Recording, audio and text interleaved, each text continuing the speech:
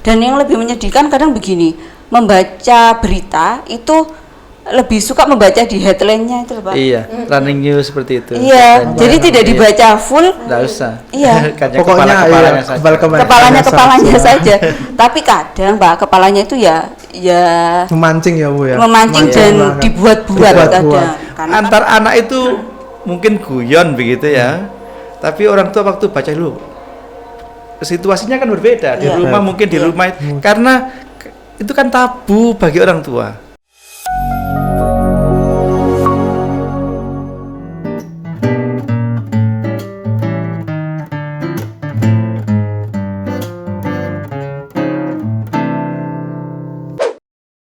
Assalamualaikum warahmatullahi wabarakatuh. Waalaikumsalam warahmatullahi wabarakatuh. Dan selamat siang bagi teman-teman atau pemirsa yang ada di channel YouTube Sekolah. Nah, kali ini kita di sesi belajar asik akan membahas sesuatu yang penting. Nah, di samping itu kita sudah kedatangan tamu-tamu yang kebetulan sama-sama guru bahasa Indonesia. Saya akan memperkenalkan diri terlebih dahulu. Nama saya Pak Faisal Dermawan. Di sini saya akan memandu jalannya belajar secara podcast yang siang hari ini. Dan kebetulan hujannya deres banget, Pak ya. Tidak apa-apa. Pak ya. Di tengah kederasan ini kita juga tetap berkarya dan tetap produksi podcast. Iya, betul. Harus ya. Oke, silakan dari sebelah kiri saya dulu. Monggo Bu Yulinda, perkenalkan diri. Perkenalkan, nama saya Ibu Yulinda Sari Janetias. Saya dipanggil Bu Yulinda sebagai guru mata pelajaran bahasa Indonesia. Dan kebetulan sekarang saya juga mengajar mata pelajaran prakarya, khususnya di kelas 8. Nah, oke. Nah, yang dari ujung sana, monggo dari Pak Nur dulu nih. Iya. Nama saya Pak Nur Rahmat, sering dipanggil Pak Nur, ada yang panggil Pak Rahmat begitu ya. Saya mengajar bahasa Indonesia kelas 9. Ya. Oke, kelas 9. Nah, yang terakhir, monggo Bu Fani. Assalamualaikum warahmatullahi wabarakatuh. Waalaikumsalam. Perkenalkan, nama saya Bu Fani. Saya mengajar bahasa Indonesia. Kebetulan kelas 7 dan kelas 8. Saya juga aktif sebagai kepala perpustakaan dan juga pembina literasi. Nah, info aja nih, saya ini pustakawan. Nah, kebetulan Bu Fani juga kepala. Jadi kita sudah sahiban ya. Partner. Untuk sesi belajar asik kali ini, kita akan mengambil tema kesantunan berbahasa dalam media sosial. Nah, sebagai yang kita tahu nih Pak, media sosial kan ya gara-gara COVID juga lagi tren kan Pak ya. Iya. Ada euforia namanya. Ada ya, euforia yang dulunya dikit-dikit offline sekarang online. Nah, karena itu media sosial khususnya Instagram, kadang WA story itu kan apa ya Nana ya, kayak kurang terkontrol gitu Pak. Betul, apalagi dalam memakai berbahasa Indonesia yang santun. Nah, siapa dulu nih yang ngomong? Saya tawarkan nih ya. Monggo dulu Pak. Iya. Bagaimana pandangannya Pak? Saya kalau dipanggil senior itu ya tidak ya karena lebih tua saja. Ya, gini Mas Faisal, memang bahasa dalam tren sosial atau bahasa dalam ranah sosial itu memang tidak diajarkan di sekolah. Kan ragam itu kan ada ragam resmi Bu Fani ya. Ragam resmi itu bahasa yang kita pakai saat kita berpidato. Kita menulis karya ilmiah, itu ragam resmi. Terus ada ragam beku itu tidak bisa diotak-atik seperti undang-undang dasar. Itu Pancasila kan tidak boleh moro-moro undang-undang dasar kita edit begitu ya, supaya sesuai dengan ejaan yang disempurnakan, tidak boleh.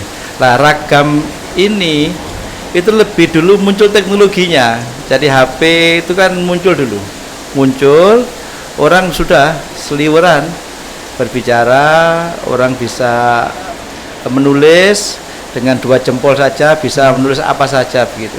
Sehingga di sini diperlukan namanya santun berbahasa dalam media sosial. Karena begini, pada hakikatnya orang berkomunikasi itu kan ingin memperoleh kesepahaman. Jadi mitra tutur lawan bicara itu harus mendapat informasi yang nyaman begitu ya, tidak intimidatif. Jadi tidak merasa tertekan, tidak ada tersinggungan dalam sara utamanya, dan ya dalam meskipun mangkel begitu orang harus tetap santun begitu. Tidak, sekarang kan tidak. Jadi orang kalau mangkel itu keluar bahasa-bahasa ya kebun binatangnya keluar gitu ya. Dan ini juga bisa memang teman-teman sekalian atau pemirsa kadang-kadang saking bebasnya kontrol ini oleh masyarakat justru tidak menjadi kontrol, menjadi latah begitu. Memang latar belakangnya kan begini. Dulu ada istilah kampret ya. Di dalam politik itu loh, untuk pendukungnya Pak Prabowo saat itu kampret. Ya, kalau Pak Jokowi cebong. Karena dia memang hobi ternak kata di rumahnya, di istananya itu ada kolam gitu, banyak kata, dia sering paling nyaman itu duduk di situ. Terus akhirnya pendukung Jokowi dikatakan sebagai cebong gitu. Nah, ini kan juga merendahkan martabat ya. Jadi tidak boleh sebenarnya ini. Terus tidak terima kemudian KMP itu dibilang kampret, membuat lagi untuk julukan Islam yang dikatakan dalam kutip radikal itu, kadrun itu, kadal gurun itu. Nah, akhirnya nama binatang itu di medsos seliweran begitu. Sekarang kan ada kata, kalau kaget itu kan innalillahi dulu yang harusnya kan begitu. Sekarang kan ada anjir begitu ya. Anjay ada anjay, ada anjir. Ya, sebenarnya bahasa-bahasa seperti ini diupayakan diminimalkan, utamanya yang berkaitan dengan ya kebun binatang itu. Sehingga santun, karena orang mungkin ya, satu contoh saja. Kalau sering kan misalnya Pak Anies Baswedan itu sebagai gubernur DKI, kan tidak semua juga suka. Ada orang berkomentar saja. Lah orang berkomentar itu kan produknya itu bukan produk ide, produk hati. Siapa yang bisa membatasi orang ngomong, kan susah juga. Sementara pimpinan itu rata-rata dia produk gagasan. Sehingga dia ya sudah los saja, silakan ngomong apa saja karena itu produk hati. Karena orang berbicara ini di dalam risalah kenabian itu, apa yang dikatakan itu sebenarnya perwujudan dari pikiran dan hati. Kualitas orang itu Bu Wani bisa terlihat dari omongannya itu. Bahasa. Iya. Itu Mas sebenarnya bijak, harus dalam memilih kata itu harus bijak. Nah, gitu teman-teman. Maksud saya poinnya udah dapet ya. Maksudnya ya gimana kita harus memilih kata-kata berbahasa yang baik, apalagi di media sosial. Nah, kayaknya nggak asik nih kalau kita nggak bahas media sosial. Kayak yang lebih jago kayak Bu Nas sama Bu Pani ini. Muda biasanya gitu. Nah, kayaknya kan gini Bu, akhir-akhir ini kayaknya anak-anak banyak membuat konten-konten nih. Contohnya kayak di TikTok, Instagram apalagi, bahkan di Story juga itu kan termasuk konten juga. Saya tahu kalau gimana ya, kadang kan ada konten yang menjurusnya negatif sekali, ada yang positif sekali. Lah menurut Bu Yunda sendiri bagaimana sih perasaannya atau tanggapannya untuk anak-anak ini yang bukan biasanya sih, kadang latah dalam dalam tren, apalagi kalau ini lagi tren nih, ayo rek buat, padahal belum tentu baik nih. Gimana nih tanggapannya? Menurut saya selagi mengikuti tren itu masih dalam hal positif, itu mungkin kalau bisa itu saya mau ngomong aja, silakan lah gitu. Tapi selagi itu udah menyimpang, mungkin kalau saya tahu seperti kejadian yang kemarin itu memang ada yang bikin konten, tapi itu bagi saya bahasanya kasar di lingkungan mereka, di lingkungan yang siswanya dikatanya itu SMP, itu nggak baik untuk diucapkan gitu loh. Dan itu masih belum cukup umur untuk kalian ucapkan. Nah, itu saya sampaikan, saya panggil, saya kasih tahu anaknya, saya dekatin, kenapa kamu tahu bahasa ini dari mana gitu. Nah, setelah saya mendekati anaknya, barulah saya nanti menyampaikan di kelas itu. Tidak hanya di satu kelas ya, di semua kelas yang saya ajar itu selalu saya sampaikan, kalau misalkan kalian bermedia sosial itu, kalian juga harus pintar memfilter mana yang ini tuh baik buat saya, mana yang ini tuh baik, mana yang ini nggak baik buat saya gitu ya. Kalau misalkan yang baik itu misalkan bahasa ini kan anak-anak udah paham ya. Seperti contohnya bahasa anjay. Itu kan itu kan Itu katanya kayak bahasa jaksel ya sih. sebenarnya bahasanya itu kan kata anjay itu diambil dari kata anjing gitu kan. Iya. Ya, hanya saja diplesetkan. Diplesetkan. Gitu. Saya selalu menyampaikan, kamu menyampaikan misal gitu marah ke teman terus kamu sindir, anjay anak ini gini-gini. Apakah itu teman kamu yang baca kan otomatis berpikiran, oh ternyata anak ini tuh sukanya gini, sukanya nyindir temennya gitu. Nah itu tuh juga berdampak negatif juga buat kamu. Misal teman kamu jadinya itu nggak suka pertama, terus orang yang kamu sindir, iya kalau misalkan orang itu tahu, merasa, kalau misalkan enggak, misalkan teman kamu yang lainnya, nanti malah nambah musuh. Musuh. Terus dari kamu membuat status seperti ini, mengupload seperti hal-hal yang gak baik, itu malah mencerminkan karakternya dia gitu loh. Kamu kan, misalkan dia perempuan gitu ya, kamu perempuan gitu, kamu menyampaikan hal kayak gini, otomatis laki-laki pasti nyawanya gini loh, kok kayak gini sih nih, cewek, kok kayak gini sih, ngomongnya kasar. ngomongnya kasar gitu. Padahal biasa aja. Biasa aja. Biasa aja gitu. Padahal sebenarnya karakter kamu nggak seperti itu. Nggak seperti gitu. itu. Jadi saya selalu menyampaikan pandailah dalam kalian itu menggunakan media sosial. Karena media sosial itu juga mencerminkan karakter kalian gitu. Jangankan kalian, saya pun atau kalian pun juga bisa menilai orang lain dari mereka bermedia sosial. Kalau misalkan uploadan kamu itu misal tentang agama-agama, otomatis kamu memandang orang itu, oh orang itu agamis. Agamis, benar. Frame itu namanya. Jadi seperti itu. Jadi kalau saya selalu menanam ke anak-anak itu pandailah untuk menggunakan media sosial. Jangan sampai orang itu memandang sebelah mata tentang diri kamu dari uploadan yang kamu upload di media sosial. Saya selalu menanamkan itu gitu. Oke, kayaknya poinnya banyak ya. Saya jadi teringat pepatah kalau dulu mulutmu harimau, sekarang jarimu adalah harimau. Nah, jempolnya saja aja udah bisa sekarang Pak. Nah, sekarang kita akan ke topik yang lebih agak berat sedikit. Nah, tadi kan Bu Fani udah perkenalan nih ke ketua program literasi. Pasti anak-anak juga bingung apa sih literasi itu. Kan memang di SMP kan mungkin ada teman-teman dari teman-teman yang udah merasakan AKM literasi sama menghitung numerasi sama literasi. Nah, kalau saya sih mau bertanya sama Bu Fani nih. Dalam pandangan Bu Fani, untuk literasi itu seperti apa sih Bu? Dan untuk nyambung aja Pak ya. Untuk yang kedua, gimana sih menanggapi atau caranya kita berliterasi yang baik di media sosial? Nah, karena ya secara garis umum kita kan masih dalam COVID Pak ya. Pasti anak-anak juga akan belajarnya bukan hanya di textbook aja sebenarnya lagi. Mungkin kan akan berkaitan sama media sosial, mau yang YouTube, IG, bahkan TikTok pun sekarang juga banyak konten-konten yang edukasi. Mungkin pandangannya dari Bu Fani seperti apa? Oke, pertanyaannya berat ya Mas. Iya. Langsung nggak bisa jawab, saya boleh angkat tangan. kan udah partner Pak ya, udah. Ayo bisa saya. Begini, literasi itu sebetulnya kalau dulu memang diidentikan literasi adalah kegiatan baca dan tulis.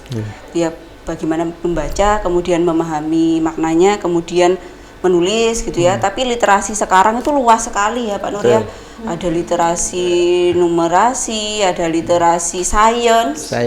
Jadi penerapan penerapan sains, literasi sosial. Bahkan ada literasi finansial untuk yang lagi tren-trennya. Iya, jadi bagaimana anak ini diajarkan untuk menabung, diajarkan untuk mengatur, memanage uangnya. Nah, macam-macam. Jadi literasi sekarang itu sudah tidak terpatok di baca dan tulis gitu ya. Tetapi tetap harus di SMP 18 kan saya tetap harus mengutamakan ibaratnya meningkatkanlah minat bacanya dengan pembiasaan membaca 15 menit. Itu tetap kita jadikan program. Tapi selebihnya mereka juga bisa berliterasi melalui ini salah satunya podcast gitu ya. Podcast kita ada bincang santai, ada belajar asik gitu sama ya. Jamming gitu. Jadi literasi di SMP 18 insya Allah kita tim itu sudah mengikuti perkembangan zaman. Jadi kita tidak literasi kita harus baca dan tulis gitu, enggak. Literasi misalnya ya seperti ini, memperoleh informasi gitu. Kemudian bagaimana cara kita memperoleh informasi yang benar gitu ya di media sosial. Oh, ini benar, ini cocok ini ya. Cocok ini. Karena di era seperti ini, di era global seperti ini, di era medsos yang sudah bukan hal yang sudah bukan hal yang jarang. Ini sudah semua orang sudah pakai medsos gitu loh, dan akun-akun berita itu juga sudah banyak ya Pak. Jadi ada yang ibaratnya mulai dari radar Malang gitu misalnya, Jawa Pos, sampai medsos yang istilahnya itu akun gosip. Lambe turah. Sapi betina. Nah, itu kan karena luar biasa sekali, karena memang medsos ya kita tidak bisa membendung ya yang namanya kecanggihan atau kecanggihan teknologi gitu ya.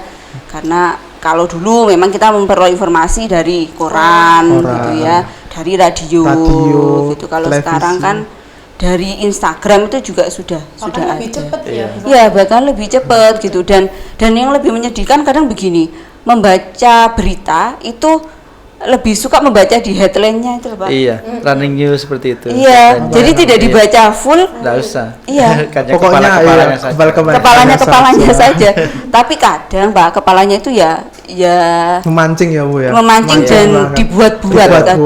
Karena Iya. kan yang namanya media kan butuh atensi kan, butuh atensi. perhatian dari orang, jadi dibuat headline-nya itu yang bombastis. Pokoknya gitu ya. orang itu lihat langsung klik. Iya. Pingin bacanya, orang langsung pertanyaan. penasaran gitu. Kalau saran saya sih buat anak-anak gitu, kalau misalnya ada berita, jangan langsung cuma dibaca headline-nya aja gitu ya. Dilihat dulu di dalamnya apa gitu. Terus kalau kita sudah mulai mencerna nih informasi, jangan langsung percaya gitu ya. Kadang kan ada berita itu dari satu sisi gitu loh, ada dari sisi misalnya A sama B, ini dari sisi A, padahal dari sisi B itu kita juga penting tahu gitu loh, baru kita namanya perbandingan baru kita tahu informasi ini benar ataukah informasi hoax gitu ya. Oh ya, terkadang ini musimnya seperti pemilu gitu Pak ya. Wah, itu informasi hoax itu luar biasa. Pasti kalau meskipun itu tidak benar karena berulang-ulang, jadi seperti benar ya. Iya, dan itu biasanya di WhatsApp. Nah, di WhatsApp langsung ke WhatsApp grup. Nah, kalau saya sih mengatakan ke anak-anak begini, kalau kalian dapat informasi misalnya dari japrian WhatsApp gitu ya, dari grup, itu jangan langsung dipercaya. Gitu misalnya kalau yang kemarin yang COVID itu kan banyak ya Pak ya, misalnya ini mengatasi COVID, minum ini mengatasi itu ya banyak macam-macam. Minyak kayu putih itu korban hoaxnya banyak. Macam-macam itu. itu. Ada ya temuan itu mulai temulawak atau iya, terus vaksin ya. Ada chipnya apa gitu, macam-macam. Itu kan informasi hoax sebetulnya ya. Jadi kalau misalnya kalian menemukan atau ada share-sharean lah seperti itu di grup, itu tolong dicek ulangnya di mana dia di Google ya. Kembali lagi di Google gitu, apakah informasi itu benar atau salah gitu. Kadang kan ada orang yang letterlock percaya gitu ya, karena yang nge-share adalah temannya yang pintar gitu misalnya. Kadang langsung di-share lagi. Iya, langsung di-share lagi gitu. Itulah awal mula dari berkembangnya hoax. Apalagi yang nge-share guru bahasa Indonesia. Tambah itu ya. Wah, ini langsung fix ini, bener. Padahal belum tentu. Dari kata guru saja kalau nge-share, waduh sepertinya ini berita sungguhan. Itu Pak. Ada kata gurunya. Ada kata gurunya. Sebenarnya nggak harus siswa sih, kita juga pun harus hati-hati. Tapi saya kayaknya selama saya di sini, kayak guru-guru di sini aman-aman aja deh. Maksudnya men-share informasi juga fan-fan aja kok. Kayaknya Pak. Ya itu saya tips dari Bu Fani. Sebenarnya kalau dari Bu Yulinda nih, kan Bu Yulinda kayak tiktokable. tiktokers. Nah, kalau dari sudut pandang Bu Yulinda, tips cepat nih buat anak-anak biar menghindari hoax ini seperti apa sih? Apalagi apalagi buat kayaknya sih anak-anak belajar atau ngerjakan PR ya langsung Google aja sih ya. Takutnya nih pas dibaca ternyata hoax. Mungkin ada tips yang lebih cepat, mungkin kan tadi dari Bu Fani sudah disampaikan. Bagaimana kalau dari Bu Yulinda? Kalau yang dimaksud beritanya dari TikTok gitu, kalau dari TikTok itu pelajaran kemarin itu di kelas 7 itu ya. Nah itu saya selalu menyampaikan ke anak-anak, Bu, misal ya Pak ya, ada berita di TikTok yang apa ya sekarang lagi biasanya lagi apa ya, trending viral gitu. Seperti kemarin yang ada berita, ingat nggak yang desa penari itu ada dua versi. Ada dua versi pendapat orang. Nah, itu anak tanya, itu yang benar yang mana itu Bu Linda gitu.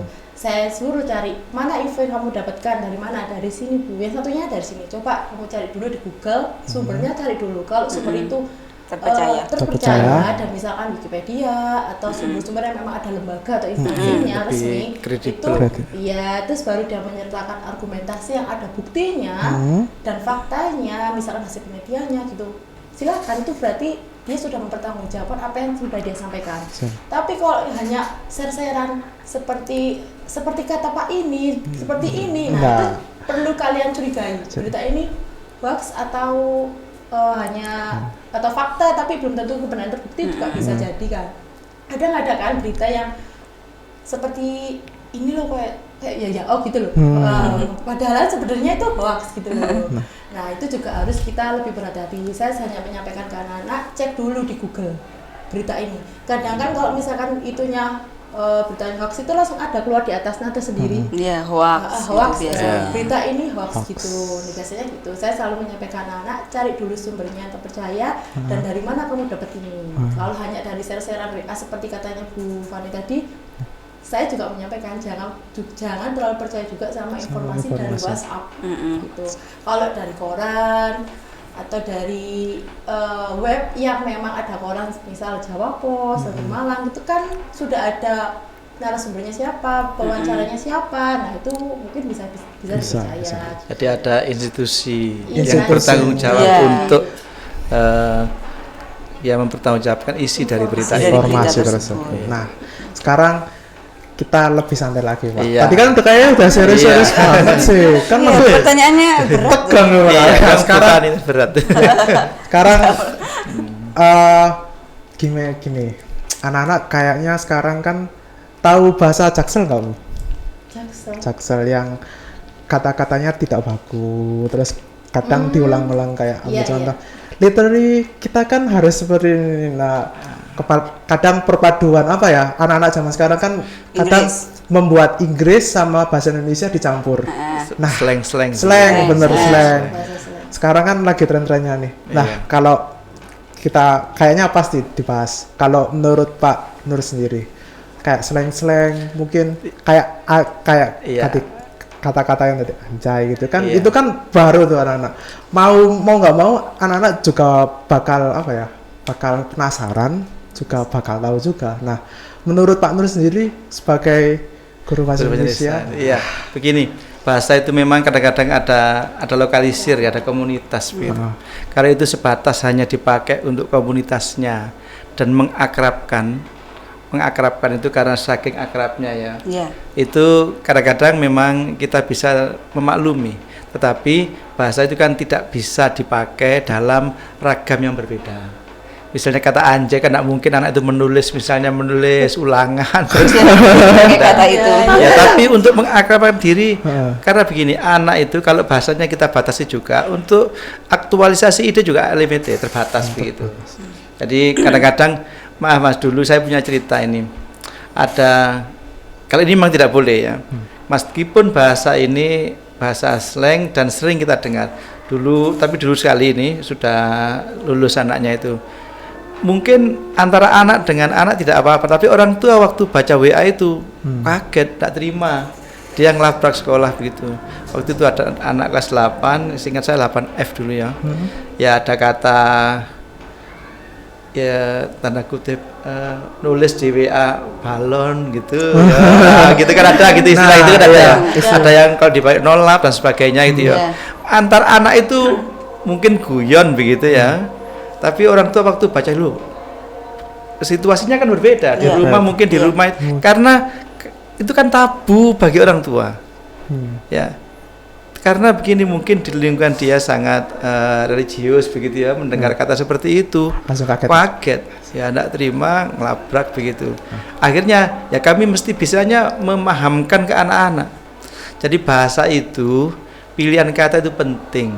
Kalau kamu waktu yang sulit itu kan bahasa yang sudah tertulis kemudian di-share itu karena kita tidak bisa mengedit gitu ya. Iya. Ya itu makanya harus hati-hati. Kalau misalnya salah itu kan ada namanya undang-undang IT dan sebagainya itu.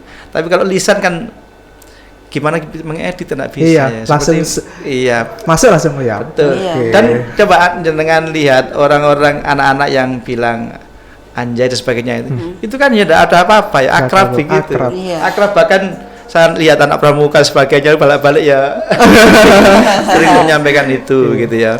Ya jadi memang begini, kecendekiawanan orang berbahasa itu sangat bergantung literasi. Seperti disampaikan Bu Fani tadi loh. Kan begini Mas riwayatnya itu.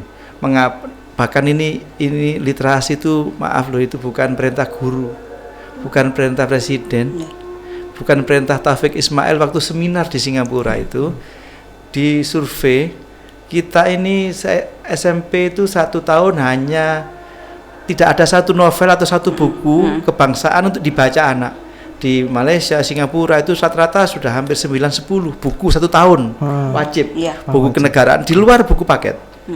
Jadi ada buku kenegaraan, buku cerita inspiratif, novel, karya sastra itu sudah lebih kira-kira 10.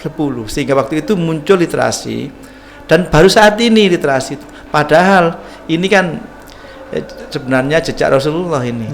Wahyu pertama itu kan literasi itu. Ikro ya. Iya, Iqra itu kan baca itulah. Zaman gitu Nabi sampai greges dapat 3 kali kata Iqra itu. Karena apa yang dibaca enggak ada tulisan juga. Nah, sehingga saat ini kan literasi bukan hanya membaca.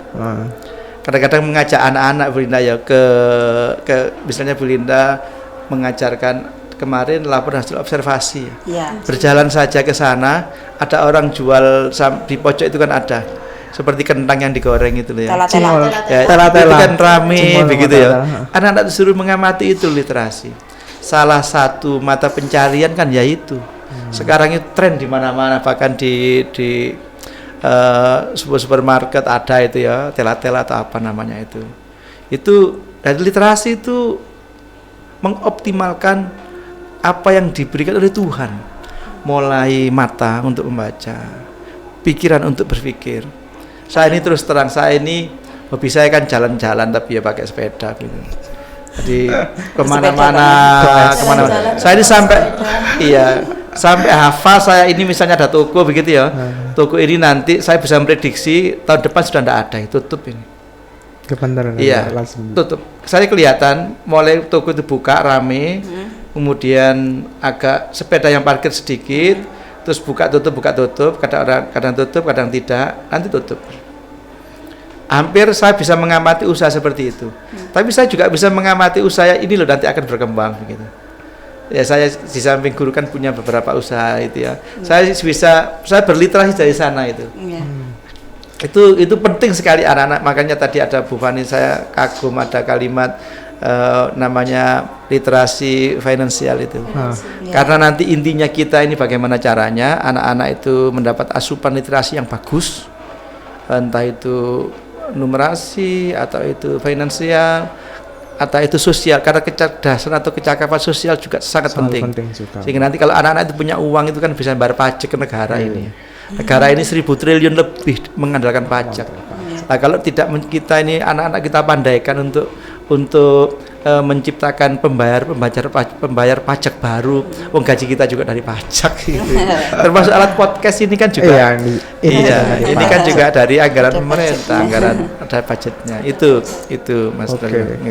Wah, kayaknya nanti kita berempat akan bahas literasi finansial. Dan bisa itu. Kalau katanya biar uang sakunya menjadi hal yang bermanfaat. Iya, benar. Saya bisa beli tanah seperti Pak Anu. Saya ini itu iya sih banyak sih bilang begitu ya, Pak Nur tanah banyak begitu. Ini juga ada literasinya Bu Ani. Saya dulu kan kebetulan istri saya di Madura ya, saya sering riwa-riwi lewat tol gitu. Tol itu di Surabaya menuju Gresik itu semua berbentuk rawa yes, alang-alang dan sebagainya. Sekarang ini kalau jenengan lewat sana itu kan banyak apartemen bagus gitu. Nah, waktu saya di kampung saya juga begitu. Ada kok tanah bekas galian C itu ya mendanau, menjurang begitu. Sama orangnya ditinggal-tinggal gitu. Kebetulan sekali kakak saya itu mantan kepala desa. Saya suruh mendatai, saya beli itu murah-murah. Setengah hektar itu hanya 15 juta. Setengah hektar kan seluas sekolah ini. Iya benar. 15 juta. Saya beli lagi. Ya bekas-bekas begitu. Terus ya karena kita sudah berliterasi, lihat di mana-mana kok tanah bekas jadi dulu rawa jadi apartemen ya.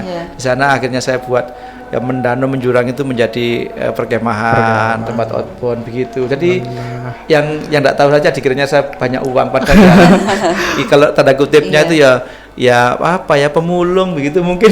Membaca peluang. Betul. Itu literasi. Ya literasi. Bisa dicontoh bukan nih? Bisa. Karena dikit-dikit.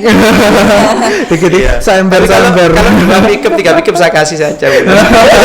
Bener nih Pak, ditagih bener nih. Nah, kayaknya kayaknya seru banget, tapi waktunya aduh ya Allah. Mudah-mudahan bermanfaat. Bermanfaat. Mungkin nah ini apa kata-kata terakhir mungkin dari guru-guru kita tercinta, apalagi yang dari bahasa Indonesia, mungkin ke anak-anak, ke siswa-siswa, ada kata-kata atau pesan-pesan apalagi untuk bermedia sosial. Bermedia sosial kali ini mungkin dari Bu Yurinda dan Mbak Tia. Untuk anak-anak ya. Yes. Berbicara. Ke kamera dong. Kamera. Nah, pesan-pesan terakhir kok. Oke. Untuk anak-anak ya, khususnya di SMP 18, berbijaklah dalam menggunakan media sosial. Karena apapun yang kamu tulis di media sosial itu mencerminkan karakter kamu. Udah gitu aja. Bener singkat. Tapi mengena kok, santai aja. Oke, monggo Bu Fani ke pesan ke anak-anak. Halo anak-anak SMP 18, tolong bijaklah, sama ya dengan Bu Linda ya, tolong bijaklah menggunakan media sosial. Bijaklah kalian menyerap informasi yang kalian dapat, kemudian kalian menyebarkan itu juga tolong bijak dalam menyerap dan menyebarkan informasi. Nah, kemudian jadilah siswa yang cerdas dalam menggunakan sosial media. Jadi bukan hanya yang bijak tapi juga cerdas gitu ya. Cerdas kan dia bisa memilah mana yang boleh, mana yang tidak boleh. Jadi jangan hanya kalian mengikuti tren, tapi kalian juga harus memilah gitu. Apakah tren itu sesuai dengan saya? Apakah tren itu sesuai dengan budaya kita warga Indonesia? Apakah sesuai dengan agama saya gitu, misalnya itu harus bijak dan pandai. Oke. Nah, ini terakhir. Dari Pak Nur nih. Begini, anak sekalian, sebenarnya dalam setiap pelajaran itu ada namanya KI ya, kompetensi inti namanya itu ya. Itu mesti ada begini, ada kalimat berakhlak mulia begitu. Jadi kalimat orang sekolah itu, bahkan Nabi pun diadakan di dunia itu kan untuk memperbaiki akhlak. Bukan menyuruh kita sholat, ternyata memperbaiki akhlak dulu ya. Jadi salah satu cara untuk melihat akhlak orang itu ya media sosial itu. Jadi yang ditulis, yang diucapkan itu merupakan perwujudan dari karakter seseorang, akhlak seseorang. Untuk itu berbijaklah dalam bermedia sosial. Sering-seringlah memuji di media sosial itu. Karena iya betul, karena komunikasi itu pada hakikatnya harus membuat lawan bicara atau mitra tutur itu nyaman, terus merasa diorangkan, dihargai. Untuk itu anak sekalian, tetaplah bermedia sosial, manfaatkan sebaik-baiknya media itu untuk mewujudkan ekspresi, mengaktualisasikan diri, belajar apa saja di sana dan berkomunikasi dengan banyak orang sehingga kamu nanti akan cerdas dalam berkomunikasi sosial. Itu Pak Faisal. Oke, terima kasih. Nah, sepertinya kita tadi berpenghujung acara podcast Iya. Belajar Asik kali ini. Kalau saya bisa mengingatkan lagi sih, apalagi di hoax itu. Ya intinya kayaknya simple ya, baca sampai akhir. Iya. Apapun beritanya tolong baca sampai akhir. Dan sebelum dibaca, dilihat dulu sumbernya. Apakah itu sumber terpercaya atau cuma sumber abal-abal atau katanya-katanya itu jangan sampai diambil. Seperti itu mungkin Menambahkan menambah sedikit, silakan. sama dengan podcast ini ya, tolong disaksikan sampai akhir ya. Itu karena banyak pelajaran di sini. Jadi jangan hanya sama gurunya disuruh nge-like hanya di-like. Oh, jangan ya. Tolong di-like, di-subscribe dan Beri komentar. beri komentar dan dilihat sampai akhir gitu. Karena banyak hal yang bisa diambil dari podcast. Ya kalau saya simpulkan ya seperti makan lah, kalau belajar atau melihat podcast atau apapun jangan makan cuma setengah-setengah, pasti akan lapar. Pasti juga akan lapar, jadi dimplok semuanya. Oke, cukup sekian dari saya mewakili tim dan narasumber. Mungkin kalau ada salah kata atau apapun tolong saya minta maaf, dan saya mewakili tim. Sampai ketemu di sesi selanjutnya di Belajar Asik selanjutnya. Sampai ketemu, dadah. Assalamualaikum warahmatullahi wabarakatuh. Assalamualaikum.